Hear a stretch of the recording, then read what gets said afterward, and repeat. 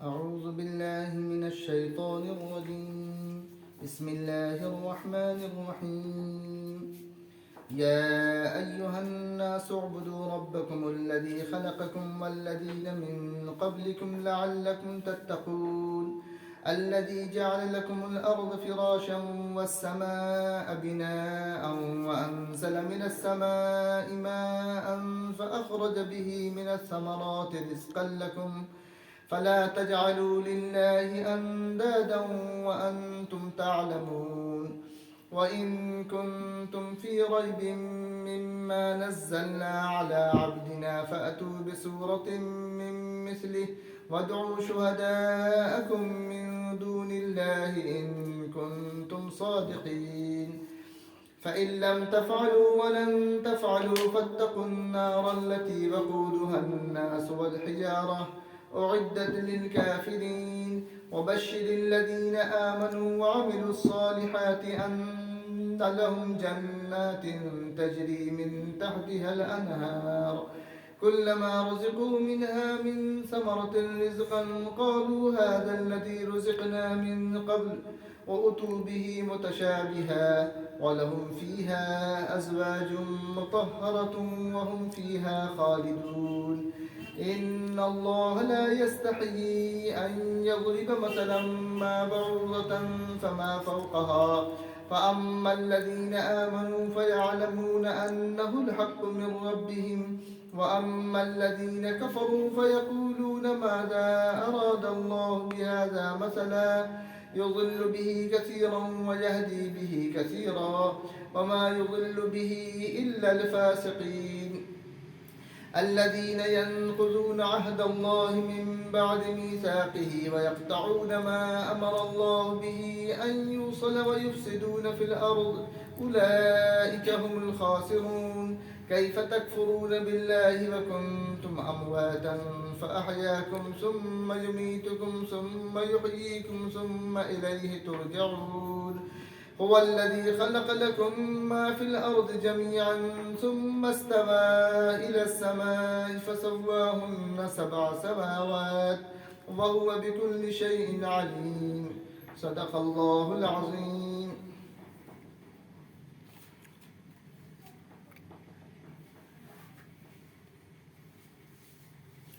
یہ سورۃ البقرہ کی تیسری رکوع ہے.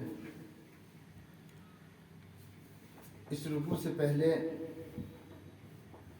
اور دوسرے رکوع میں اللہ تبارک و تعالی نے 3 طرح کے لوگوں کا تذکرہ فرمایا تھا. پہلے متقین کا تذکرہ تھا، ایمان والوں کا تذکرہ تھا. پھر اس کے بعد ان کافروں کا تذکرہ تھا، ان منکرین کا تذکرہ تھا. جو لوگ اللہ تبارک و تعالیٰ کا انکار کرتے تھے ان کا تذکرہ تھا. اور تیسری قسم ان لوگوں کی تھی، ان لوگوں کا تذکرہ تھا کہ جو لوگ دل میں کفر کو چھپائے ہوئے تھے اور ظاہری اعتبار سے اپنے آپ کو مسلمان کہتے تھے. ایسے لوگوں کو منافقین کہتے ہیں. ان تینوں کے تذکرے کے بعد اب اس رکوع میں اللہ تبارک و تعالیٰ نے جو اصل مضمون ہے اس کی طرف اشارہ فرمایا ہے. قرآن کریم اس سے پہلے میں نے ذکر کیا تھا کہ سورۃ البقرہ میں اللہ تبارک و تعالیٰ نے بہت ساری چیزوں کا تذکرہ فرمایا ہے. اس میں سے توحید ہے، رسالت ہے، آخرت ہے اور بہت سارے احکام بھی ہیں. اخلاقیات سے متعلق بھی احکام ہیں، خرید و فروخت سے متعلق بھی احکام ہیں اور بھی بہت ساری چیزیں ہیں. بہرحال یہاں پہ جو سب سے بنیادی چیز ہے اس کا تذکرہ ہے وہ ہے توحید. اللہ تبارک و تعالیٰ نے اس رکوع کے شروع میں اللہ تبارک و تعالیٰ نے ارشاد فرمایا یا ایھا الناس اعبدوا ربکم، کہ اے لوگو. یہ یہاں پہ یا ایھا الناس کا لفظ جو ہے، ناس کا لفظ تینوں طرح کے لوگوں کو شامل ہے. تینوں طرح کے ایمان والوں کے لیے بھی ہے اور کافرین کے لیے بھی ہے اور جو لوگ منافق تھے ان کے لیے بھی ہے. تینوں طرح کے لوگوں کو یا ایھا الناس کے اندر خطاب کیا گیا ہے. تینوں طرح کے لوگوں کو جو خطاب کیا گیا ہے سب کے لیے الگ الگ معنی متعین مفسرین نے، محدثین نے اور اہل علم نے کیا ہے کہ اگر اس سے مراد متقین ہیں، اگر اس سے مراد مومنین ہیں تو مومنین میں دو طرح کے لوگ ہیں۔ ایک ایمان والوں میں سے وہ لوگ ہیں کہ جو لوگ ہر چیز کے پابند ہیں، ان کے ہاں فرائض کا اہتمام ہے، واجبات کا اہتمام ہے، اور اس کے علاوہ وہ لوگ خشوع و خضوع بھی رکھتے ہیں، ذکر تلاوت ہے، یعنی جتنی بھی چیزیں ہیں ان سب کے اوپر گویا کہ ایک طریقے سے ان کا عمل ہے، متقین ہیں، اچھے لوگ ہیں۔ تو ایسے لوگوں کو اگر خطاب کیا جائے گا تو اس سے مراد یہ ہوگا کہ تم لوگ جس چیز کے اوپر ہو اس کے اوپر قائم رہو، باقی رہو، اور اس کے اندر اور مزید ترقی کرتے رہو، اور مزید ترقی کرتے رہو۔ اس کی کوئی حد اور کوئی انتہا نہیں ہے، اس ترقی کی کیا منزل ہو سکتی ہے۔ اس لیے آپ دیکھیں گے کہ جتنے بھی بزرگان دین ہیں، جو بھی اہل علم ہیں، جو بھی بڑے بڑے لوگ ہیں، مومنین کاملین میں سے جتنے بھی لوگ ہیں، تو جیسے جیسے اللہ تبارک و تعالیٰ ان کو مقام دیتا ہے، جیسے جیسے تو ان کے عبادت کے اندر، ان کے ورع کے اندر، ان کے تقوی و پرہیزگاری کے اندر اور اضافہ ہی ہوتا چلا جاتا ہے، اور اضافہ ہی ہوتا چلا جاتا ہے۔ تو اگر یا ایھا الناس میں اگر ان کو اگر خطاب، اگر ایمان والوں کو خطاب کیا جائے گا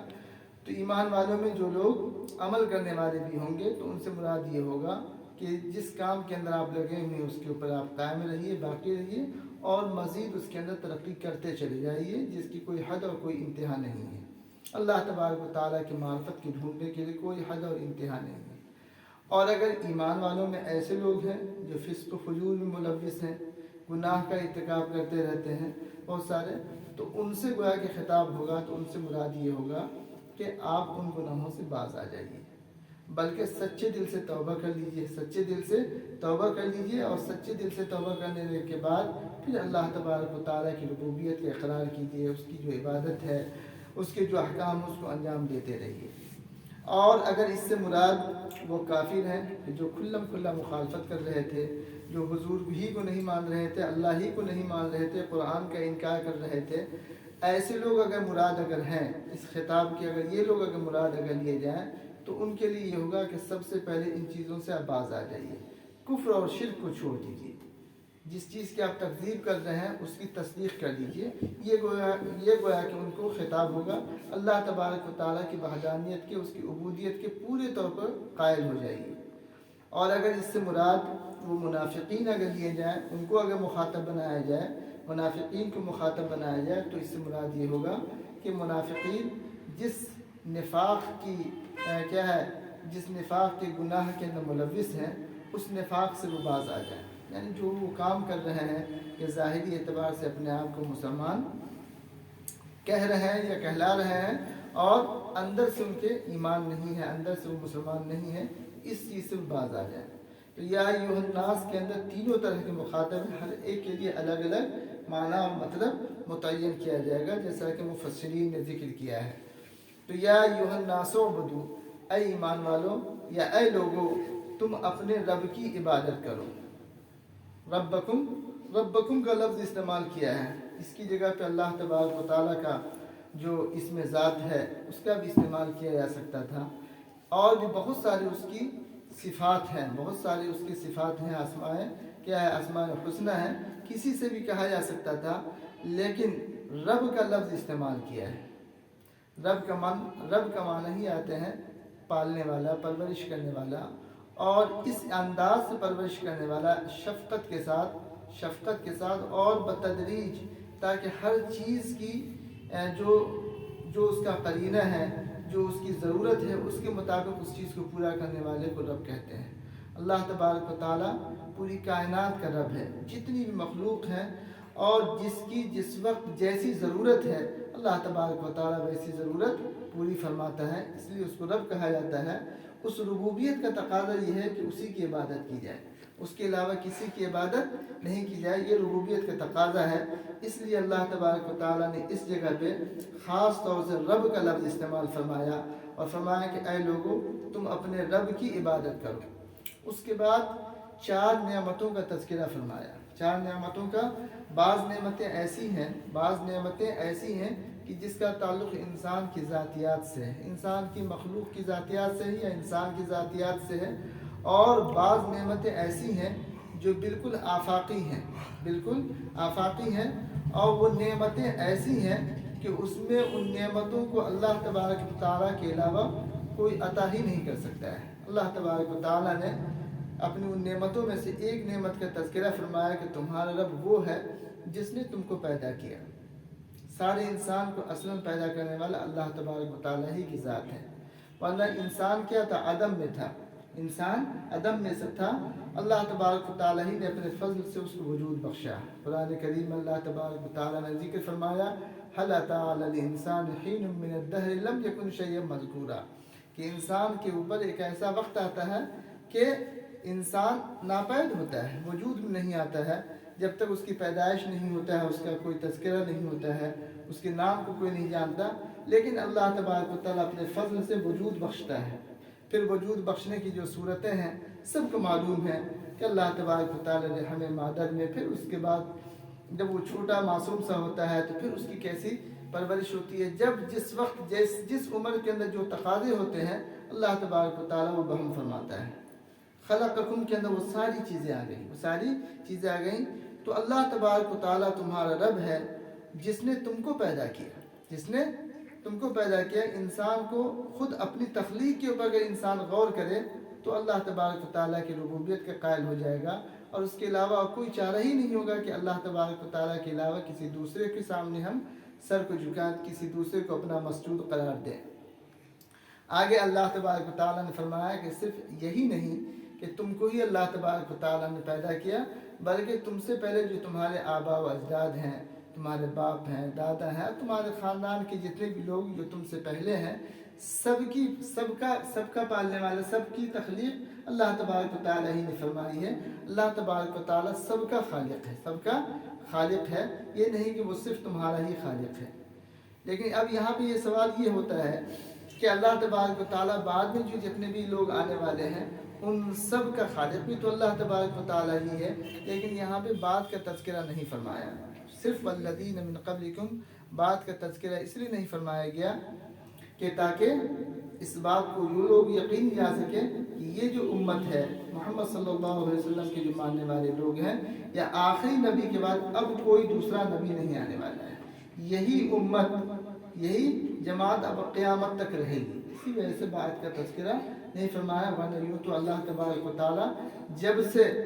انسان کی پیدائش ہوئی، انسان کی تخلیق ہوئی ہے، اور قیامت تک جب بھی انسان پیدا ہوتا رہے گا، سب کا خالق اللہ ہے، لیکن اس کی طرف اشارہ ہے کہ یہ امت آخری امت ہے، اس کی طرف اشارہ ہے، اس لیے والذین من قبلکم کے بعد بعدکم کا تذکرہ نہیں فرمایا۔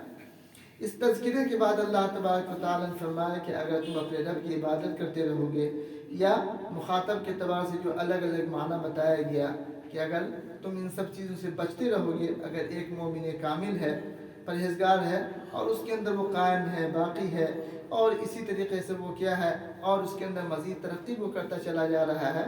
تو وہ بہت سا تو تاکہ تم پرہیزگار بن جاؤ، تم بہت ساری چیزوں سے بچنے والے ہو جاؤ گے، بہت ساری چیزوں سے تم بچنے والے ہو جاؤ گے۔ جو لوگ کافر ہیں وہ اگر اللہ تبارک و تعالیٰ کو اپنا رب مان لیں، اس کی عبادت کرنے لگیں، تو وہ فسق و فجور سے بچ جائیں گے، گناہ کے کام سے، کفر سے اور شرک سے بچ جائیں گے، تو وہ ایک طریقے سے وہ بھی متقی و پرہیزگار ہو جائیں گے۔ وہ ہے کہ اللہ تبارک و تعالیٰ کا مطلوب اصل یہ ہے کہ تم پہلی صف کے لوگوں میں سے تمہارا شمار ہو جائے، متقین تم بن جاؤ۔ آگے اللہ تبارک و تعالیٰ نے اور ان نعمتوں کا تذکرہ فرمایا کہ جو نعمتیں آفاقی ہیں، یہ پہلی جو نعمت جو تخلیق والی نعمت ہے وہ انسان کی ذاتیات سے متعلق ہے، اور یہ ایک ایسی نعمت ہے کہ جس کے اندر اور کسی کا کوئی عمل دخل نہیں۔ آگے اللہ تبارک و تعالیٰ نے آفاقی نعمتوں کا تذکرہ فرمایا کہ تمہارا رب وہ ہے جس نے تمہارے لیے زمین کو بچھونا بنا دیا۔ اللہ تبارک و تعالیٰ نے زمین کو تمہارے فائدے کے لیے بنایا۔ زمین سے انسان نہ جانے کتنے فائدے اٹھاتا ہے، مکانات اس میں بناتا ہے، سڑکیں اس میں بنتی ہیں، کل کارخانے اس میں ہوتے ہیں، غلجات اس سے انسان اگاتا ہے، درخت ہیں وہ اس کے اندر کیا ہے، درخت کو لگاتا ہے، درخت کے بعد اس سے پھل حاصل کرتا ہے، نہ جانے جتنی بھی چیزیں انسان فائدہ اٹھاتا ہے ان سب کا تعلق کسی نہ کسی درجے میں زمین سے ہے۔ اور زمین کوئی ایسی بھی چیز نہیں ہے کہ زمین کے اندر کیا ہے کوئی ٹھہراؤ نہ ہو، کوئی ٹھہران نہیں کہ آدمی زمین پہ کوئی کام ہی نہیں کرتا. وہ ایسی ہے کہ آپ اگر اس کو کہیں پر خریدنا چاہیں، کھودنا چاہیں، کوئی چیز بنانا چاہیں تو آرام سے انسان اس چیز کو حاصل کر سکتا ہے. اسی وجہ سے اللہ تبارک و تعالیٰ نے فرمایا کہ یہ زمین جو ہے اس کو بچھونا بنائے، وہ تمہارے لیے فائدے کے لیے اللہ تبارک و تعالیٰ نے بنایا. والسماء بناء، اور آسمان کو بمنزل چھت کے بنایا. یہ نیلے رنگ کا جو آسمان ہے وہ زمین کے لیے، یا پھر ہمارے سامنے جو مزین ہے اس میں ستاروں کے قمقمے لگے ہوئے ہیں، یہ بمنزل چھت کے ہے، اور اس کی بھی بڑی افادیت ہے، اس کی بھی بڑی افادیت ہے. آگے پھر فرمایا کہ اللہ تبارک و تعالیٰ ہی نے اپنی خاص قدرت سے اتنی بھی زمین ہے اس میں کیا ہے، گاہے بہے اللہ تبارک و تعالیٰ، گاہے بگاہے اللہ تبارک و تعالیٰ بارش برساتا ہے. بارشیں جو ہوتی ہیں موسم کے اعتبار سے بارش ہوتی ہے، اس سے زمین کے اندر اپج کی صلاحیت پیدا ہوتی ہے، اپج کی صلاحیت پیدا ہوتی ہے. بہت سارے ایسے لوگ جو لوگ کیا ہے کسان ہیں، کھیتی کا کام کرتے ہیں، ان کو انتظار ہی ہوتا ہے یار بھائی اس سال بارش نہیں ہوئی، اگر بارش ہو جاتی تو کتنا اچھا فصل تیار ہوتا ہے، کتنا اچھا کیا ہماری کھیتی ہو جاتی، بہت سارے ہمارے پاس غلے ہو جاتے ہیں. تو اللہ تبارک و تعالیٰ اس کی جو بنیاد ہے بارش، اللہ تبارک و تعالیٰ کیا کرتا ہے، نازل فرماتا ہے، بارش برساتا ہے، اور پھر اس بارش کے بعد زمین اپج کے لائق ہوتی ہے. پھر تم اس کے اندر بیج ڈالتے ہو، اس کی بھی عقل اللہ تبارک و تعالیٰ ہی دیتا ہے. پھر تم پانی ڈالتے ہو، سینچائی کرتے ہو، پھر اس کے بعد اس کے گاہنے کا کام ہوتا ہے، اور بہت سارے مرحلے بعد کیا کسان اور کھیتی والے لوگ کام کرتے ہیں. اس کے بعد تمہارے سامنے وہ غلہ آتا ہے، تمہارے سامنے وہ پھل آتا ہے جس کو تم خود بھی حاصل کرتے ہو، خود بھی تم کھاتے ہو، اور اپنے جتنے بھی لوگ ہیں متعلقین ہیں سب کو تم اس میں کرتے ہو. یہ سب کچھ اللہ تبارک و تعالیٰ کی قدرت میں سے ہے. اب کوئی آدمی یہ کہے کہ اللہ تبارک و تعالیٰ کی یہ جو نعمت ہے، اللہ تبارک و تعالیٰ کی یہ جو نعمت ہے، اس کے اندر تو ہمارا بھی کسی نہ کسی درجے میں کیا ہے، خاص طور سے یہ جو آخری والا مرحلہ ہے، ہمارا بھی کسی نہ کسی درجے میں کیا ہے، عمل دخل ہے، یعنی انسان کا بھی کسی نہ کسی درجے میں عمل دخل ہے. لیکن صحیح بات یہ ہے کہ انسان صرف ان چیزوں میں جو بھی کام کرتا ہے، چاہے وہ بیج ڈالے، یا اسی طریقے سے وہ کھیتی کو اس کے اندر پانی ڈالے، یا اسی طریقے سے اس کی کھود کیا کھرید وغیرہ کرے، اس کو کھودنا، یہ سب وہ سب چیزیں جو ہیں صرف اللہ تبارک و تعالیٰ کی جو قدرت، اس کے اندر جو پھل آنے والا ہے، وہ جو پودا تیار، اس کے لیے آپ رکاوٹ کو آسان فرما رہے ہیں بس. لیکن اصلاً پھل جو ہے وہ اللہ تبارک و تعالیٰ پیدا فرماتا ہے. نشو و نما، اس کے اندر بڑھوتری، اس کے اندر جو ترقی ہوتی رہتی ہے، نمو اضافہ جو ہوتا رہتا ہے، وہ اللہ تبارک و تعالیٰ ہی فرماتا ہے. اسی وجہ سے آگے ذکر فرمایا فَأَخْرَجَ بِهِ مِنَ الثَّمَرَاتِ کہ اللہ تبارک و تعالیٰ اس پھر بارش کے ذریعے پھلوں کو نکالتا ہے. رِزْقًا لَكُمْ جو تمہارے لیے بطور رزق کے استعمال ہوتی ہے، غلے کے، چاہے غلے کی شکل میں ہو، چاہے پھل فروٹ کی شکل میں ہو، جو بھی چیز ہو. اسی وجہ سے ان سب چیزوں کے تذکرے کرنے کے بعد اللہ تبارک و تعالیٰ نے پھر دوبارہ ایسے لوگوں کو خاص طور سے خطاب فرمایا کہ اللہ تبارک و تعالیٰ کی یہ نعمت ہے، وہ تمہارا رب ہے، سب کچھ ہے، اس کے باوجود تم اس رب کو رب نہیں مان رہے ہو، اور اس کے ساتھ دوسروں کو شریک ٹھہرا رہے ہو، دوسرے کو اپنا معبود بنا رہے ہو. فَلَا تَجْعَلُوا لِلَّهِ أَنْدَادًا اللہ تبارک و تعالیٰ کے لیے دوسرا تم شریک مت ٹھہراؤ. یہ اچھی چیز نہیں ہے. اللہ تبارک و تعالیٰ کو ہرگز یہ چیز پسند نہیں ہے. وَأَنْتُمْ تَعْلَمُونَ اس حال میں کہ ساری حقیقت تم جان رہے ہو. یعنی کوئی آدمی ان نعمتوں میں سے کسی نعمت کا انکار نہیں کر سکتا. کوئی یہ دعویٰ نہیں کر سکتا کہ یہ آسمان جو ہمارے اوپر چھت کے بالمقابل ہے، کیا وہ کسی اور نے، کسی نے قائم کر دیا ہو، زمین کسی نے بنا دیا ہو. یہ کوئی بھی نہیں، یہ آسمان کچھ نہیں. یا اسی طریقے سے غلے سے کیا پھل فروٹ اللہ کے علاوہ کسی نے تیار کر دیا، کوئی نہیں. تو ساری حقیقت جان رہے ہو، اس کے باوجود تم اگر شرک اور کفر کر رہے ہو، اللہ تبارک و تعالیٰ کو اپنا رب نہیں مان رہے ہو، اس کی عبادت نہیں کر رہے ہو، تو بہت ہی افسوس کی بات ہے. اس لیے فرمایا کہ فَلَا تَجْعَلُوا لِلَّهِ اللہ تبارک و تعالیٰ کے سامنے، اللہ تبارک و تعالیٰ کے لیے دوسرے کو شریک و شریک مت ٹھہراؤ. اس آیت میں، اس دو آیت میں اللہ تبارک و تعالیٰ نے توحید کے مضمون کو بیان فرمایا. اللہ تبارک و تعالیٰ کی عبادت، اللہ تبارک و تعالیٰ کی ربوبیت، اس کو رب ماننا، یہی توحید ہے، یہی توحید ہے. اللہ تبارک و تعالیٰ کے ساتھ کسی کو شریک نہیں ٹھہرانا، یہی توحید ہے. آگے اللہ تبارک و تعالیٰ نے رسول اللہ صلی اللہ علیہ وسلم کی رسالت کو ثابت کیا ہے کہ جس طریقے سے پہلی جو نعمتیں ہیں انسان کی تخلیق ہو، آسمان ہو، زمین ہو، غلجات ہو، یہ سب ساری چیزیں، اس میں اللہ تبارک و تعالیٰ کا کوئی شریک و سہیم نہیں ہے۔ اسی طریقے سے اللہ تبارک و تعالیٰ نے کیا ایک ایسی کتاب نازل فرمائی ہے۔ اصل میں وہ جو اہل عرب تھے، جو اس قرآن کریم کے اولین مخاطب تھے، سب سے پہلے جو مخاطب تھے، ان کی مشن یہی تھی، ان کی تحریک یہی تھی، ان میں جتنے بھی لوگ تھے وہ سب لوگ سب سے پہلے یہی کام کرنے کی کوشش کر رہے تھے، یہ جو کلام حق ہے اس میں ہم شک اور تردد کو ڈال دیں، کسی طریقے سے کہہ دیں کہ بھائی یہ شکیہ کلام ہے، تردد والا کلام ہے، کبھی اس کو کہہ دیتے کہ یہ کیا ہے شاعرانہ کلام ہے، کبھی کہہ دیتے کہ جادو والا کلام ہے، کبھی کچھ اور آپ صلی اللہ علیہ وسلم کو اسی وجہ سے کبھی شاعر کہتے، کبھی ساحر کہتے، کبھی کاہن کہہ دیتے، کبھی مجنون پاگل دیوانہ کہہ دیتے، سب کچھ کہہ دیتے۔ اس لیے اللہ تبارک و تعالیٰ نے فرمایا کہ اس کتاب کے اندر ذرہ برابر شک نہیں ہے، ذرہ برابر بھی شک نہیں ہے۔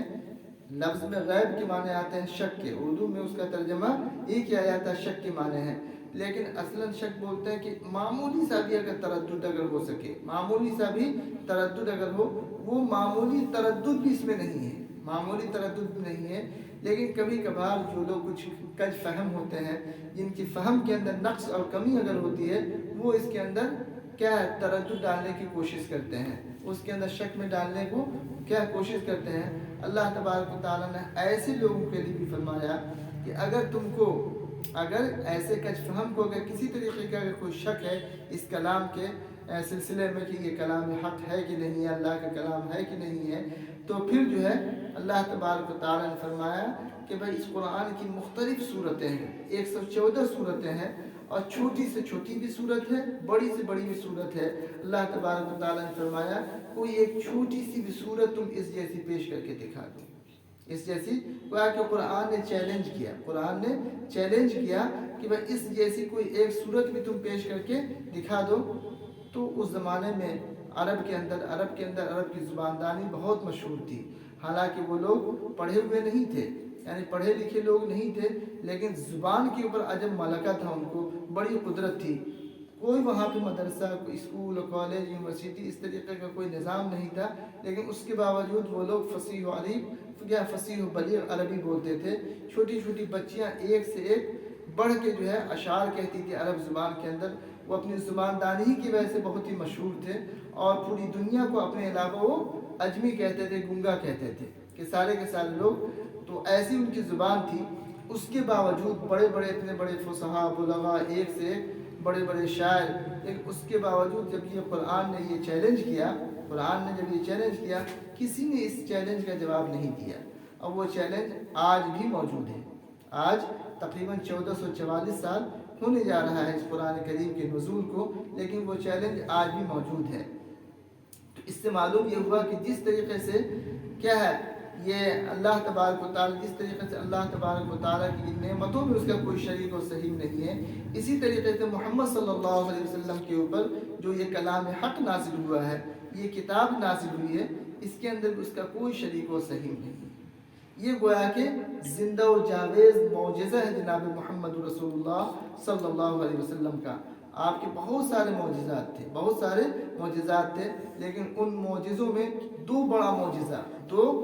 معجزہ تھا۔ ایک بڑا معجزہ تو یہ قرآن کریم ہے، کہ جس کے چیلنج کو آج سے 1400 سال پہلے بھی کیا گیا، وہ چیلنج آج بھی باقی ہے، بلکہ قرآن نے اس چیلنج کے بعد یہ کہہ بھی دیا کہ ہرگز تم اس کام کو کر بھی نہیں سکتے ہو، ہرگز تم اس جیسی کوئی صورت پیش نہیں کر سکتے ہو۔ حالانکہ زباندانی کے اعتبار سے وہ لوگ زباندانی کے اعتبار سے بہت مشہور تھے، اور اسلام کی مخالفت کے اندر وہ سارے کے سارے لگے ہوئے تھے، اپنی جان کی بھی قربانی دے رہے تھے، مال کی بھی قربانی دے رہے تھے، رسول اللہ صلی اللہ علیہ وسلم کے سامنے مطلب کہ ایک سے ایک چیز پیش کر رہے تھے کہ آپ اس کو جو ہے اس کو قبول کر لیجیے، اس کو قبول کر لیجیے، آپ کی کیا خواہش ہے، آپ اگر یہ چاہتے ہیں کہ ہم جو ہے حکومت کریں، ہم بادشاہ بنیں، اس کے لیے بھی ہم تیار ہیں، آپ اگر یہ چاہتے ہیں کہ یہ عرب ہمارے کیا ہے، یہ دولت ہمیں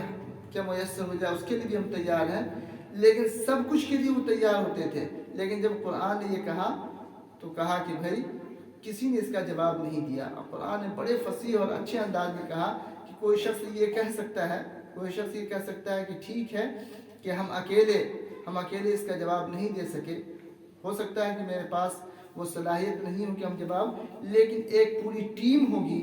جو اس کا جواب دے سکی۔ اللہ تبارک و تعالیٰ نے کہا کہ تمہارے جتنے بھی شہداء ہیں، وَادْعُوا شُهَدَاءَكُمْ، جتنے بھی تمہیں حاضر، جتنے بھی لوگوں کو تم حاضر کر سکو اور اس جیسی ایک صورت بھی پیش کر سکتے ہو، چھوٹی سے چھوٹی صورت بھی پیش کر دو، تو پھر یہ سمجھا جائے گا کہ بھائی ہم جو ہے اس کو مان لیں گے کہ یہ تمہارے ہی جیسا کلام ہے، کلام حق نہیں ہے، اور پھر اس کے بعد ہمارا جو دعویٰ ہے اللہ تبارک و تعالیٰ کی ربوبیت کا، اس سے ہم باز آ جائیں گے۔ لیکن اس کا کسی نے جواب نہیں دیا، آج تک کسی نے اس کا جواب نہیں دیا۔ اور یہ چیلنج اس وجہ سے کیا گیا تھا کہ آپ صلی اللہ علیہ وسلم، ظاہر سی بات ہے کہ آپ صلی اللہ علیہ وسلم امی تھے، بلکہ پوری کی پوری قوم کے سلسلے میں قرآن میں امیین کا لفظ استعمال کیا ہے کہ آپ صلی اللہ علیہ وسلم اور آپ صلی اللہ علیہ وسلم بھی امی تھے، آپ کے کوئی استاذ نہیں تھے کہ کوئی آدمی یہ کہہ سکے کہ بھائی فلاں استاد، کوئی استاذ نہیں تھے، آپ نے کسی سے پڑھنا اور لکھنا سیکھا نہیں تھا، یہاں تک کہ آپ صلی اللہ علیہ وسلم کو، لیکن اس کے باوجود آپ نہ پڑھنا جانتے تھے نہ لکھنا جانتے تھے، لیکن اس کے باوجود یکایک آپ کی زبان سے ایسی فصیح و بلیغ کیا الفاظ، ایسے فصاحت و بلاغت والے الفاظ نکلنے لگے، سوائے اس کے کہ یہ کہا جائے کہ یہ اللہ تبارک و تعالیٰ کا کلام ہے اور کچھ نہیں کہا جا سکتا، یہ کلام حق ہے، کلام حق ہے۔ بہت سارے لوگ اس وقت تھے، بہت سارے اس وقت لوگ تھے کہ جو لوگ جو ہے مختلف انداز سے کہتے تھے کہ بھائی اس کی معلوم کیا جائے کہ یہ جادو والا کلام تو نہیں ہے، کاہن والا کلام تو نہیں ہے، لیکن جب سب اکٹھا ہونے کے بعد وہ لوگ پھر اعتراف کرتے کہ نہ، ہم نے فلاں کاہن کو دیکھا، اس کا کلام نہیں ہو سکتا ہے، ہم نے فلاں کو دیکھا، اس کا شاعرانہ کلام نہیں ہو سکتا ہے۔ اسی وجہ سے قرآن نے یہ چیلنج کیا تھا۔ تو جس طریقے سے ان نعمتوں کے اندر اللہ تبارک و تعالیٰ کا کوئی شریک نہیں ہے، ایسی ہی اس کتاب کے اندر، اس کتاب کی معجزہ ہونے میں کوئی کسی طریقے کا کوئی شریک، اس کا کوئی نظیر اور کوئی اس کا مثل نہیں ہو سکتا ہے۔ وَإِن كُنتُمْ فِي رَيْبٍ مِّمَّا نَزَّلْنَا عَلَىٰ عَبْدِنَا، اور اگر تم شک اور تردد میں اگر ہو اس چیز کے اوپر جو ہم نے اپنے اس بندے کے اوپر یعنی محمد صلی اللہ علیہ وسلم کے اوپر نازل کیا ہے، تو فَأْتُوا بِسُورَةٍ مِّن مِّثْلِهِ، تو تم اس جیسی ایک صورت ہی پیش کر کے دکھا دو، ایک صورت ہی پیش کر کے دکھا دو۔ اور اللہ تبارک و تعالیٰ نے اسی جواب کو، کیا ہے وہ جو ایک سوال ہو سکتا تھا کہ اکیلے ہم نہیں کر سکتے ہیں پوری، تو اللہ تبارک و تعالیٰ نے فرمایا کہ وَادْعُوا شُهَدَاءَكُمْ۔ اس کی دو تفسیر کی گئی ہے، ایک تو یہ ہے کہ تم جتنے بھی لوگ اپنے شہداء، شاہد کی جمع ہے، شاہد کے معنی آتے ہیں گواہ کے، چونکہ اپنے یہاں بھی ہم لوگوں کے یہاں بھی گواہ جو بھی ہوتا ہے اس کو عادل، کیا حاضر عدالت ہونا ہوتا ہے۔ بھائی عدالت کے اندر اگر آپ کی حاضری ہوئی، وہاں پہ آپ نے گواہی دی تو اس کا اعتبار کیا جاتا ہے، اس کا اعتبار کیا جاتا ہے۔ تو جتنے بھی حاضر ہو سکتے ہیں ان کو شہداء سے تعبیر کیا۔ بعض لوگوں نے یہ کہا کہ اس سے مراد، بعض مفسرین نے ذکر کیا ہے کہ ان کے بہت سارے جو بت تھے جن کا انہوں نے الگ الگ نام دے رکھا تھا، کہا کہ تم ان سے ہی مدد لے لو، ان سے ہی مدد لے لو، تو ان کی مدد سے تو یہ رہے، لیکن اپنی ٹیم کو بھی انہوں نے کئی مرتبہ جو ہے اکٹھا کیا، اجتماع کیا کہ بھائی اس کا کیا جواب دیا جا سکے، لیکن سب لوگوں نے کہا کہ نہ، یہ کلام ہے، یہ کسی کیا ہے کاہن کا کلام نہیں ہو سکتا، کسی شاعر کا کلام، کسی مجنون دیوانے کا کلام نہیں ہو سکتا۔ اس لیے فرمایا کہ وَادْعُوا شُهَدَاءَكُمْ، تم اپنے کیا حاضرین کو بلا لو اللہ کے علاوہ اگر تم سچے ہو۔ فَإِن لَمْ تَفْعَلُوا وَلَن تَفْعَلُوا، پھر آگے اللہ تبارک و تعالیٰ نے خود اس کا جواب دیا، اگر تم یہ کام نہیں کر سکتے ہو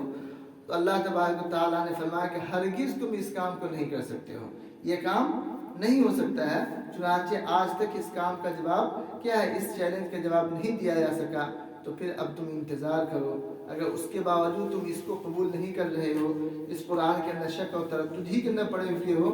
اور اس قرآن کا جو پیغام ہے خاص طور سے عبودیت کا پیغام، توحید کا پیغام، رسول اللہ صلی اللہ علیہ وسلم کی رسالت کی اس بات کا، اگر اس کو تم قبول نہیں کر رہے ہو، تو پھر تم اس آگ سے اس آگ کے داخلے کے لیے تم تیار ہو جاؤ، جس کے اندر ایندھن جو ہے وہ کیا ہے، لوگ ہوں گے اور پتھر ہوں گے، یعنی وہ لوگوں سے اور پتھروں سے وہ کیا ہے آگ جلائی جائے گی، تم اس سے بڑھو، اعدت للکافرین، جو کہ تیار کی گئی ہے کافروں کے لیے۔ گویا کہ قرآن نے پہلی اس 3-4 آیت کے اندر اللہ تبارک و تعالیٰ نے توحید اور رسالت کو بیان فرمایا۔ اس کے بعد پھر اللہ تبارک و تعالیٰ نے یہاں پہ ذکر فرمایا کہ پھر اس کے بعد کہ جو لوگ ماننے والے لوگ ہیں، جو لوگ اس چیز کو قبول کر لیتے ہیں، اللہ تبارک و تعالیٰ نے ایسے ہی لوگوں کے بارے میں فرمایا کہ یہ لوگ ایمان والے ہیں، اور ایمان کے ساتھ ساتھ جو لوگ متقین ہیں، عمل صالح بھی کرتے ہیں، اللہ تبارک و تعالیٰ نے فرمایا کہ ان کے لیے خوشخبری سنا دو۔ ان کا وہاں آخرت میں مرنے کے بعد حشر و نشر جب قائم ہوگا، اس کے بعد جب فیصلہ اللہ تبارک و تعالیٰ کے یہاں ہوگا، تو اس فیصلے کے بعد ان کے لیے بہت ساری بشارتیں ہوں گی، ان کا بڑا اعزاز و اکرام ہوگا، جس کی سائد میں خبر دی جا رہی ہے۔ آپ صلی اللہ علیہ وسلم سے فرمایا اللہ تبارک و تعالیٰ نے کہ آپ کہہ دیجئے وبشر الذین آمنوا وعملوا الصالحات، کہ خوشخبری سنا دیجیے ان لوگوں کو کہ جنہوں نے جو لوگ ایمان لائے و عمل صالح کیا۔ اس یہ بھی سمجھیے کہ ایمان کے ساتھ عمل صالح بہت ضروری ہے۔ بہت سارے لوگ کہتے ہیں کہ ایمان والے تو ہیں، ایمان والے تو ہیں، اور حدیث میں بھی ذکر ہے من قال لا الہ الا اللہ دخل الجنہ، لیکن قرآن کریم میں جہاں جہاں پہ اللہ تبارک و تعالیٰ نے ذکر فرمایا ہے، وہ ایمان کے ساتھ عمل صالح ضرور ذکر فرمایا ہے۔ عمل صالح، اعمال صالحہ کا ضرور تذکرہ ہے، وہ کہ ایمان کا وہ ایک طریقے سے جزو لا ینفک ہے، اس لیے ہر صاحب ایمان کو عمل صالح سے ضرور آراستہ رہنا چاہیے، اعمال صالحہ کے لیے فکر مند رہنا چاہیے، اچھے کام کرتے رہنے چاہیے۔ اس کا سب سے بڑا فائدہ یہ ہوگا کہ اللہ تبارک و تعالیٰ کے ہاں آخرت میں فیصلے کے دن، فیصلے کے بعد اللہ تبارک و تعالیٰ کے ہاں کیا ہے، دخول اولی نصیب ہوگی، جنت کے اندر سب سے پہلا داخلہ ہوگا۔ اور نہ ہو سکتا ہے کہ ایمان تو ہے، ایمان کی بنیاد پہ جنت نصیب ہوگی، لیکن ہم نے بہت سارے گناہ کر رکھے ہیں، بہت ساری نافرمانیاں کر رکھی ہیں، مبالغہ کہیں اللہ تبارک و تعالیٰ کی طرف سے اس کے اوپر پکڑ ہو، تو ہماری تطہیر کے لیے جنت کے بجائے جہنم کے اندر ابتداء جانا پڑے، اور وہ جہنم کی کتنی مدت ہوگی ہم میں سے کوئی نہیں جانتا ہے، کوئی نہیں جانتا ہے۔ اس لیے ہر صاحب ایمان کو ایمان کے ساتھ ساتھ عمل صالح سے ضرور آراستہ رہنا چاہیے۔ اس لیے قرآن کریم اللہ تبارک و تعالیٰ نے فرمایا کہ وبشر الذین آمنوا وعملوا الصالحات، کہ آپ خوشخبری سنا دیجیے ان لوگوں کو جو ایمان لائے اور عمل صالح کیا، کہ ان لہم جنات تجری من تحتها الانہار، کہ ان کے لیے باغات ہوں گے، ان کے لیے جنت ہوگی جس کے نیچے نہریں جاری ہوں گی۔ جنت کی مختلف، اس کے اندر ہو سکتا ہے کہ مکانات بھی ہوں، باغات بھی ہوں، بالا خانے ہوں، اس کے نیچے نہریں، بہت ہی خوب منظر ہوگا، بہت ہی اچھا منظر ہوگا، حسین منظر ہوگا، اور اس منظر کو صرف دنیا کے اندر آپ تصور کے اندر لا سکتے ہیں، لیکن وہ آخرت کی جو چیز ہے وہ اپنی جگہ پہ بالکل بے نظیر بے مثل ہوگی، وہ ایمان والوں کو اور عمل صالح والوں کو دیا جائے گا۔ کلما رزقوا منها من ثمرة رزقا، جب ان کی یہ خواہش ہوگی بھائی فلاں پھل ہمارے سامنے آ جائے، وہ پھل ان کے سامنے آ جائے گا، وہ پھل ان کے سامنے، اور جو پھل ایک مرتبہ اگر آ گیا، پھر کیا ہے دوسری مرتبہ ان کی خواہش ہوگی کہ وہ پھل آئے تو اسی جیسا پھل ہوگا، لیکن اس کا ذائقہ اس سے بھی عجیب ہوگا، اس سے بھی عجب ہوگا۔ تو جب ان کو اس میں سے رزق دیا جائے، کوئی پھل دیا جائے گا بطور رزق کے، تو وہ کہیں گے ھذا الذی رزقنا من قبل، کہ یہ تو ہم کو اس سے پہلے بھی دیا گیا تھا، لیکن کھانے کے بعد، اس کے چکھنے کے بعد اس کی لذت کچھ اور ہوگی۔ گویا کہ ہر آن، ہر لمحہ اس کو ایک خوشی میسر ہوتی رہے گی، خوشی میسر، یہ نہیں کہ یکسانیت رہے، ارے یہ چیز تو چل ہی رہی ہے، یہ چیز تو ہمیشہ نئی نئی چیزیں اس کو ملتی رہے گی ایمان والوں کو جنت کے اندر۔ گویا کہ وہاں پہ ہوتا ہے کہ بھائی ایک چیز کو بڑی سہولت ہے ایک آدمی کو، سب وہ سہولت ہمیشہ ہے، تو اس کو دکھ اور تکلیف کا، اس کا ہر ہمیشہ نئی چیز اس کو ملتی رہے گی، جس کی کوئی حد کوئی انتہا نہیں ہوگی، ایمان والوں کا نصیب ہوگا۔ وَأُتُوا بِهِ مُتَشَابِهًا، اور اس جیسی چیزیں اسی کی مثل چیز اس کے سامنے لائی جاتی رہے گی۔ وَلَهُمْ فِيهَا أَزْوَاجٌ مُطَهَّرَةٌ وَهُمْ فِيهَا خَالِدُونَ، اور ان کے لیے اس جنت کے اندر کیا ہے، ازواج مطہرہ، کیا ہے، نیک بیویاں ہوں گی۔ بعض لوگوں نے یہ کہا کہ وہ جنت کی حوریں ہوں گی، وہ جنت کی حوریں ہوں گی جس میں وہ ہمیشہ ہمیش رہیں گے۔ یہ گویا کہ ایمان والوں کے لیے اللہ تبارک و تعالیٰ نے بشارت اور اس اعزاز اور اس اکرام کا تذکرہ فرمایا، ان نعمتوں کا تذکرہ فرمایا۔ آگے اللہ تبارک و تعالیٰ نے ایک واقعہ تذکرہ فرمایا کہ اصل میں قرآن کریم میں بہت ساری جگہوں پہ، بلکہ 2-3 جگہوں پہ اللہ تبارک و تعالیٰ نے مچھر اور اس سے بھی جو کم تر چیز ہے، لوگ بولتے ہیں کہ مچھر جو اس کو ذرا سا پکڑ لیے تو مسل جائے، مچھر ہے، اس سے بھی جو حقیر چیز، ادنا چیز، معمولی چیز ہے، پسو ہے، ان سب چیزوں کی اللہ تبارک و تعالیٰ نے مثال دی ہے، مثال دی ہے، بلکہ سورۃ العنکبوت ہی ہے، ایک सूरत ही का नाम अल्लाह तबारक व तआला। इसके ऊपर कुछ लोगों को, जो लोग, इन लोगों को तो और कोई एतराज़ का मौका नहीं मिलता था, लेकिन कुछ लोग जो उस वक्त के थे, बड़े बड़े लोग थे, जो लोग बड़े बड़े शायर कहलाते थे, अहले इल्म अपने आप को कहते थे, जिनकी ज़ुबान बड़ी अच्छी थी, कहते सब कुछ तो सही है, लेकिन इसके अंदर मक्खी और मच्छर वगैरह की मिसालें दी गई हैं। मक्खी और मच्छर गोया के अदना और हकीर चीज़ की मिसालें दी गई हैं। इस वजह से हम इस कलाम को कबूल नहीं करते हैं, वरना सारे मज़ामीन तो इसके अच्छे हैं, कबूल करने के लायक हैं, लेकिन इसकी वजह से हम जो है इसको कबूल नहीं करते हैं। ये गोया कि एक तरीके से उनका एतराज़ था। अल्लाह तबारक व तआला ने उसी एतराज़ का जवाब दिया, फरमाया इन्नल्लाह ला यस्तही अन यज़रिब मसलन मा बऊज़तन फमा फौक़हा, कि अल्लाह तबारक तुमको इन सब चीज़ों के बयान करने में हो सकता है कि तुमको हया लगती हो, तुमको जो है ये चीज़ हया जो है रुकावट बनती हो कि हम इस चीज़ की ये मिसाल क्यों हम दें, लेकिन अल्लाह तबारक व तआला के यहाँ क्या है, इस्तिहया नहीं, अल्लाह तबारक व तआला हया नहीं फरमाता है कि वो ऐसी कमज़ोर और नातवा चीज़ों की मिसाल दे। अल्लाह तबारक व तआला मिसालें इसलिए देता है कि ताकि बात वाज़ेह हो जाए। उसी से बात वाज़ेह हो रही थी, ये फरमाया गया था कि दुनिया की हैसियत अल्लाह तबारक व तआला के नज़दीक उस मक्खी और पिस्सू के पर से भी कमतर है। उसी हैसियत को आशकारा करने के लिए इस चीज़ की ऐसी मिसालें दी गई है, तो मिसाल बिल्कुल बरमहल है। और अल्लाह तबारक व तआला ऐसी मिसाल पेश करने से अल्लाह तबारक व तआला क्या हया नहीं फरमाता है, इसलिए वो जो भी मिसालें दी गई हैं कुरान करीम में, वो अपनी जगह पे बिल्कुल मुसल्लम है, सही है। फ़अम्मल्लज़ीना आमनू फ़यअलमूना अन्नहुल हक़्क़ु मिन रब्बिहिम, उस ज़माने में कि जो लोग साहिब ईमान थे, और आज भी अल्लाह के फज़ल करम से ये कुरान करीम का चाहे जो भी मज़मून हो उसके ऊपर उनका ईमान है और उसको कलाम हक़ समझते हैं, उसको कलाम हक़ समझते हैं, और ये समझते हैं कि वाक़अतन चाहे जो भी मिसाल दी गई है, चाहे जिस अंदाज में दी गई, वो सब कलाम हक़ है, सही है, बिल्कुल अपनी जगह पे दुरुस्त है। वअम्मल्लज़ीना कफ़रू फ़यक़ूलूना माज़ा अरादल्लाहु बिहाज़ा मसला, जो लोग काफिर थे, जो लोग इस कुरान का इनकार करने वाले थे, वो लोग कहते थे कि इस मिसाल से अल्लाह तबारक व तआला ने क्या इरादा फरमाया है, क्या है। उनको गोया कि इस तरीके की मिसालें नहीं देनी चाहिए, वो गोया के मशवरा दे रहे थे, और इसकी वजह से यही चीज़ मेरे लिए गोया कि इस कुरान के कबूल करने के लिए रुकावट है, वो इस तरीके की बातें फरमा रहे थे। अल्लाह तबारक व तआला ने फरमाया युज़िल्लु बिही कसीरन व यहदी बिही कसीरा, यही कुरान है जिसके ज़रिए अल्लाह तबारक व तआला बहुत सारे लोगों को हिदायत देता है। जो लोग इसको कबूल कर लेते हैं, इसकी हिदायतों के ऊपर चलते हैं, अल्लाह तबारक व तआला उनको क्या कर देता है, बहुत हिदायतें उनके लिए हिदायतों के रास्ते को हमवार कर देता है। जो लोग इसको कबूल नहीं करते हैं, इसमें नक्स लगाते हैं, वो इसी कुरान की वजह से गुमराह भी हो जाते हैं। कुरान को नहीं मानने की वजह से, कुरान को नहीं मानने की वजह से वो अपनी आक़िबत ख़राब करते हैं, गुमराही के रास्ते को इख्तियार करते हैं। इसी चीज़ को अल्लाह तबारक व तआला ने ज़िक्र फरमाया युज़िल्लु बिही कसीरन व यहदी बिही कसीरा, इस कुरान की वजह से बहुत सारे लोग गुमराह हो जाते हैं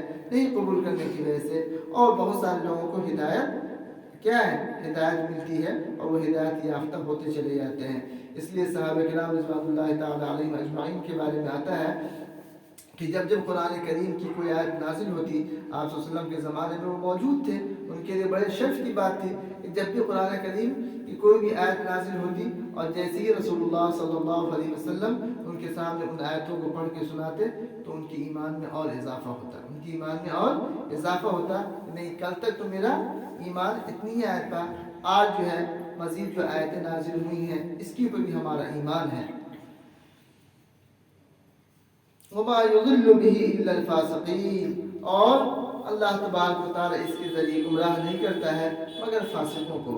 फासिक का लफ्ज़ इस्तेमाल किया गया है, फासिक का लफ्ज़ इस्तेमाल किया गया है। फासिक का लफ्ज़ ऐसा है कि जो काफिर के लिए भी इस्तेमाल होता है, और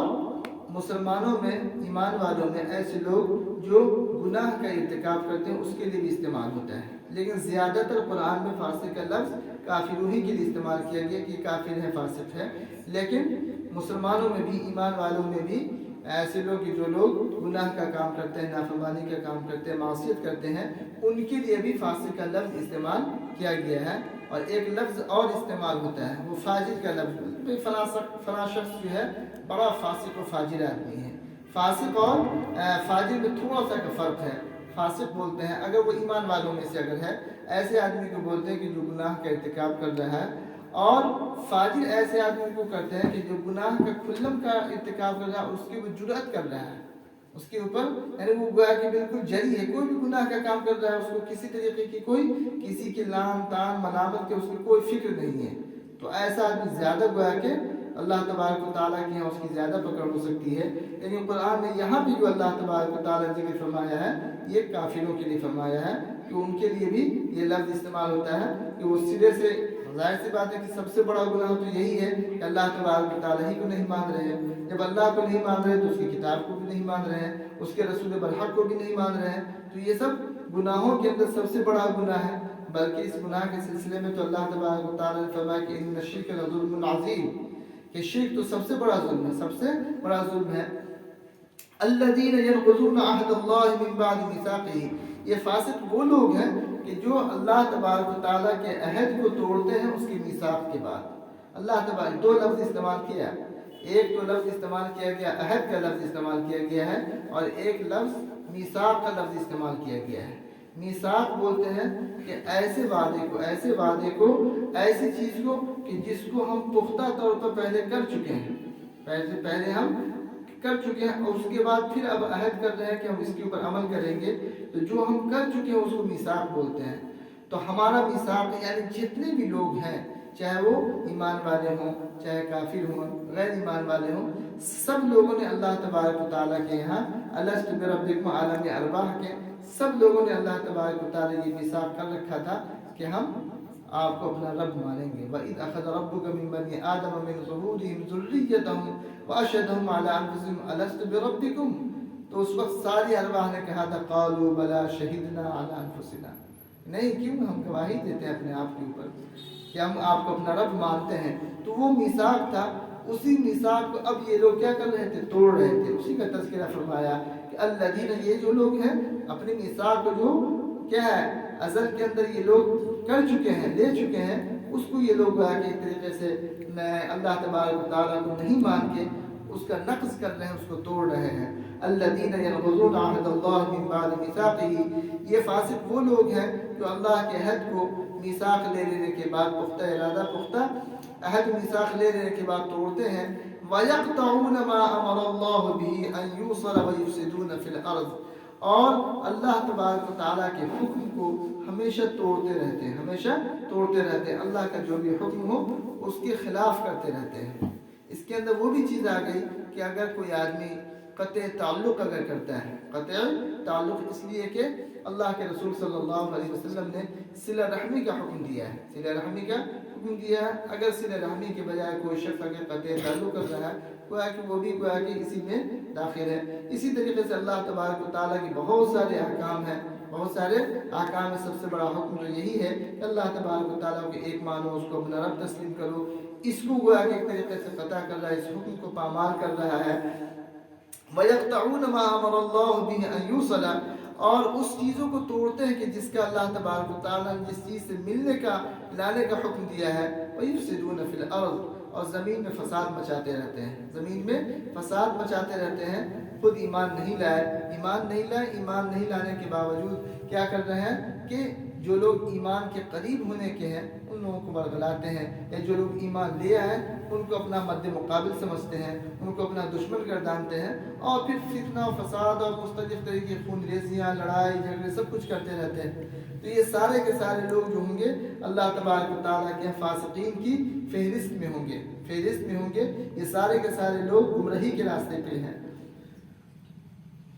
اولئک هم الخاسرون، اس لیے اللہ تبارک و تعالیٰ نے فرمایا کہ ایسے لوگوں کا انجام کیا ہے، سوائے نقصان کے اور کچھ نہیں ہے۔ یہ لوگ بہت ہی خسارے والے ہوں گے، نقصان والے ہوں گے، آخرت کے اندر ان کے لیے کوئی فائدہ نہیں ہوگا، بلکہ ہو سکتا ہے کہ یہ نقصان دنیاوی اعتبار سے بھی ان کو ہو، لیکن اگر کسی حکمت کی وجہ سے دنیا کے اندر ان کو کوئی نقصان نہیں ہو سکا، دنیا کے اندر یہ اچھے عہدے پہ رہے، اچھے پوسٹ پہ رہے، بہت ان کے لیے ساری سہولتیں رہی، لیکن آخرت کے اندر یہ چیزیں بہرحال میسر ان کو نہیں ہو سکتی ہیں۔ آگے اللہ تبارک و تعالیٰ نے استعجاب والے انداز میں فرمایا کہ دیکھیے ساری چیزیں ہیں موجود، اللہ تبارک و تعالیٰ کی ساری نعمتیں ہیں، نعمتوں کی طرف اشارہ بھی فرمایا کہ انسان خود اپنی تخلیق کے اوپر غور کر لے کہ ایک وقت تھا کہ وہ کیا تھا کہ بے جان چیز تھا، وہ بے جان چیز تھا، اس کا کوئی وجود ہی نہیں تھا، وہ عدم میں تھا۔ اللہ تبارک و تعالیٰ نے اس کو وجود بخشا اپنے فضل سے۔ اللہ تبارک و تعالیٰ نے، تو اللہ تبارک و تعالیٰ کی ساری نعمتیں کہ اللہ تبارک و تعالیٰ نے اپنے فضل سے اس کو زندہ فرمایا، اور پھر وہی جو ہے وہی اللہ تبارک و تعالیٰ موت بھی دے گا۔ یہ موت کو بھی اللہ تبارک و تعالیٰ نے یہاں پہ نعمت قرار دیا ہے، اس لیے کہ آخرت کی جتنی بھی سہولتیں ہیں وہ اس کے لیے پہلی منزل جو ہے یہ موت ہی ہے، موت کے بعد ہی ساری آخرت کی سہولتیں ہوں گی۔ اس وجہ سے اس کو بھی اللہ تبارک و تعالیٰ نے یہاں پہ نعمت کے طور پر ذکر فرمایا کہ ثم یمیتکم، پھر وہی تم کو کیا کرے گا، مارے گا، بھی موت بھی دے گا۔ ثم یحییکم، یہاں تک تو سب لوگوں کا عقیدہ ہے، یہاں تک تو سب لوگ سمجھتے ہیں، لیکن اسی بات کے یہ لوگ منکر ہیں کہ پھر دوبارہ ہمیں زندہ نہیں ہونا ہے، اور اس کے لیے ان کے ہاں عجب عجب مثالیں ہیں۔ کہتے ہیں کہ بھئی ایسا کیسے ہو سکتا ہے کہ انسان جو مر جائے، کھپ جائے، گل جائے، سڑ جائے، ہڈیاں اس کی ریزہ ریزہ ہو جائے، سب کچھ ہو جائے، اس کے باوجود پھر وہ زندہ ہو جائے گا۔ ان کو اس کے اوپر تعجب ہوتا ہے، اس کے اوپر ان کو تعجب ہوتا ہے، اور اس بات کے اوپر یہ غور نہیں کرتے ہیں کہ بھئی ابتداء تو ہمارا کوئی وجود ہی نہیں تھا، اللہ تبارک و تعالیٰ نے کیسے وجود بخشا؟ ہم جو نطفہ ناپاک تھے، لیکن اللہ تبارک و تعالیٰ نے ہمیں انسان بنایا، اشرف المخلوقات بنایا۔ وَلَقَدْ كَرَّمْنَا بَنِي آدم، ہم کو سب سے کیا مکرم، جتنی بھی مخلوق ہے سب سے مکرم بنایا، سب سے مکرم بنایا۔ تو اللہ تبارک و تعالیٰ ان سب چیزوں کے اوپر قادر ہے، کیا وہ اس کے اوپر قادر نہیں کہ پھر دوبارہ انسان کو زندہ فرما دے؟ بالکل قادر ہے، لیکن یہ لوگ اس کے منکر تھے۔ اسی لیے فرمایا کہ کیف تکفرون باللہ، کیسے یہ لوگ اللہ کا انکار کرتے ہیں، حالانکہ تم تو بے جان تھے۔ اموات، موت اس لیے کہا کہ موت کا لفظ استعمال کیا گیا کہ چونکہ موت کے بعد کیا ہوتا ہے، انسان کی باڈی ہوتی ہے لیکن جان اس میں نہیں ہوتی ہے، بلکہ ہر انسان یہ کہتا ہے، ہر انسان یہ کہتا ہے کہ بھائی اب وہ نہیں رہے، حالانکہ وہ موجود ہیں، ان کی باڈی، ان کا جسم موجود ہے، لیکن اس کے باوجود کیا کہتے ہیں کہ اب وہ یہاں نہیں رہے، چلے گئے، ان کا انتقال ہو گیا، ان کا انتقال ہو گیا۔ بے جان چیز کی طرف اشارہ فرمایا۔ تو ایسے ہی انسان بے جان تھا، پھر اللہ تبارک و تعالیٰ نے اس کو وجود بخشا۔ ثم یمیتکم، پھر وہی تم کو کیا ہے، موت دے گا۔ ثم یحییکم، پھر وہ تم کو زندہ کرے گا۔ ثم الیہ ترجعون، پھر تم اسی کی طرف لوٹ کر جاؤ گے۔ ان تصور کو سامنے رکھو کہ لوٹ کے بہرحال ہمیں جانا ہے، لوٹ کے ہمیں جانا ہے۔ اس تصور کو اگر سامنے اگر رکھو گے تو پھر تمہارے لیے ہدایت کو قبول کرنا بہت ہی آسان ہوگا، بہت ہی آسان ہوگا۔ آگے اللہ تبارک و تعالیٰ نے فرمایا کہ هو الذی خلق لکم ما فی الارض جميعا، ان نعمتوں کا بھی پہلے یا ایھا الناس اعبدوا ربکم الذی، دوسری آیت میں ان نعمتوں کا بھی تذکرہ تھا کہ اللہ تبارک و تعالیٰ نے تمہارے لیے زمین کو بچھونا بنایا ہے، تمہارے فائدے کے لیے اللہ تبارک و تعالیٰ نے زمین کو، بلکہ زمین میں جتنی بھی چیزیں تمہارے فائدے کے لیے اللہ تبارک و تعالیٰ نے پیدا کی ہے۔ هو الذی خلق لکم ما فی الارض جميعا، وہی وہ ذات ہے کہ جس نے تمہارے فائدے کے لیے جو کچھ بھی زمین میں ہے تمہارے فائدے کے لیے، اللہ تبارک و تعالیٰ جو بھی چیز ہے، جتنی بھی چیزیں آپ دیکھ لیں، وہ سب چیزوں کی اصل اگر دیکھا جائے تو وہ مٹی ہی ہے، زمین ہی سے وہ چیز نکلتی ہے۔ ابھی بھی ہم دیکھ لیں جو بھی چیزیں ہوں، چاہے وہ کپڑے ہو، کپڑے تیار کرنے کے لیے اس کے لیے بھی کیا ہے، سوت، اور اس کے لیے بھی کوئی درخت ہی ہے۔ اسی طریقے سے یہ کیا ہے، جتنے بھی معدنیات ہیں، چاہے وہ المونیم ہو، سونا ہو، چاندی ہو، لوہا ہو، جتنی، پھر اس لوہے کے اندر آپ کے اندر اللہ تبارک و تعالیٰ کی عقل دی، فہم دی، آپ اس سے نئی نئی چیزوں کو بنا رہے ہیں، لیکن اصل چیز وہ اللہ تبارک و تعالیٰ نے ضرور زمین کے اندر رکھی ہے، تم اس کے اوپر دھیان دو۔ هو الذی خلق لکم ما فی الارض، لکم کا لفظ استعمال کیا کہ تمہارے فائدے کے لیے، انسان کے فائدے کے لیے اللہ تبارک و تعالیٰ نے بنایا۔ هو الذی خلق لکم، بلکہ جتنے بھی سیارے ہیں ان سب میں سب سے نفع بخش سیارہ جو ہے وہ کیا ہے، زمین ہی ہے۔ هو الذی خلق لکم، وہی وہ ذات ہے کہ جس نے تمہارے فائدے کے لیے جو بھی کچھ زمین میں ہے ساری چیزوں کو پیدا فرمایا ہے۔ ثم استوى الى السماء، پھر وہ آسمان کی طرف مستوی ہو گیا۔ مراد یہ ہے کہ پہلے زمین کی تخلیق ہوئی، زمین کی تخلیق ہوئی، اللہ تبارک و تعالیٰ نے زمین کی تخلیق فرمائی، اس کے بعد پھر آسمان۔ اب آسمان کے اللہ تبارک و تعالیٰ نے بغیر کسی عمود کے، بغیر کسی کھمبے کے، اللہ تبارک و بغیر کسی ستون کے اللہ تبارک و تعالیٰ نے اس آسمان کے نظام کو، اور یہ جو آسمان جو ہمیں دکھ رہا ہے ایسے ہی آسمان اتنے ہی فاصلے سے پھر ایک آسمان ہے، پھر ایک آسمان، اس طریقے سے 7 آسمان ہیں، 7 آسمان ہیں، اور وہ جو کیا ہے ان سب کی حفاظت اپنی جگہ پہ ہے۔ فَسَوَّاهُنَّ 7 سماوات، پھر اللہ تبارک و تعالیٰ نے ان سب کو 7 آسمانوں میں اللہ تبارک و تعالیٰ نے برابر کیا۔ وَهُوَ بِكُلِّ شَيْءٍ عَلِيمٌ، اور وہ ہر چیز کا جاننے والا ہے، ہر چیز کی تم کیا کر رہے ہو تمہارے ایک ایک عمل سے واقف ہے۔ تو اللہ تبارک و تعالیٰ اسی کے اعتبار سے وہاں فیصلہ فرمائے گا۔ ابھی قرآن کا نزول ہو رہا ہے، یعنی جس وقت رسول اللہ صلی اللہ علیہ وسلم کے زمانے میں جب قرآن نازل ہو رہا تھا اس وقت کے جو مخاطب تھے وہ بھی، اور آج بھی اللہ تبارک و تعالیٰ یہ تصور رکھو کہ اللہ تبارک و تعالیٰ کے علم میں سب کچھ ہے، سب کچھ ہے۔ اگر تم اچھا عمل کر کے آؤ گے، ایمان کے ساتھ آؤ گے، عمل صالح کے ساتھ آؤ گے تو تمہارے لیے اعزاز و اکرام کا ہوگا، بہت ساری نعمتیں ملے گی۔ اور اگر تم اللہ تبارک و تعالیٰ کے انکار کے ساتھ، فسق و فجور کے ساتھ آؤ گے تو کسی بھی طریقے سے اللہ تبارک و تعالیٰ کی تم رحمت کے مستحق نہیں ہوگی، اللہ تبارک و تعالیٰ کی نعمتیں تمہیں میسر نہیں ہوں گی۔ اللہ تبارک و تعالیٰ ہم لوگوں کو قرآن ہدایات کے مطابق عمل کرنے کی توفیق نصیب فرمائے۔ یہ قرآن کریم کا آج چوتھا جو ہے درس تھا، اسی طریقے سے یہ سلسلہ انشاءاللہ چلتا رہے گا۔ جتنے بھی لوگ ہیں، خاص طور سے جو میرے ناظرین ہیں، سامعین ہیں، جو لوگ سن رہے ہیں، ان سے درخواست ہے کہ قرآن کریم کے اس درس سے فائدہ اٹھانے کی کوشش کریں۔ اللہ تبارک و تعالیٰ ہم سب لوگوں کو قرآن تعلیمات سے بہرور فرمائے۔ آمین۔ وآخر دعوانا الحمد للہ۔